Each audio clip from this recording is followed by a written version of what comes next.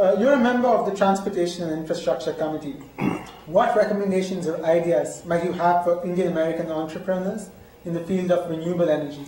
Well, I think renewable energy is the field of the future. And I think that the job growth that I know is coming in this country is going to be in the area of green jobs, and whether it is developing the next generation of batteries, or whether it is continuing to develop plug-in hybrids, or whether it is greater reliance on wind energy or solar energy or energy from the tides, or whatever it is. That is the next wave of job creation in this country.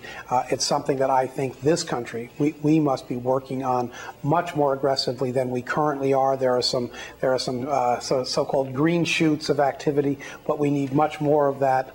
And I think that's a model. I mean, we are actually falling behind. India is outpacing us in certain areas. China is outpacing us in certain areas. Europe is. If you just look, for example, at high-speed rail, China is clobbering us on high-speed rail, as is Japan, as is Europe. These are all things that we need to begin to focus on.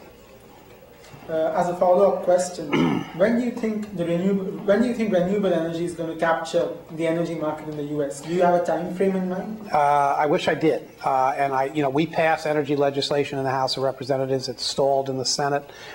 Depending on how the Congress is composed, when we reconvene in January, energy legislation may be much harder to pass, given how, as I say, how our membership may change.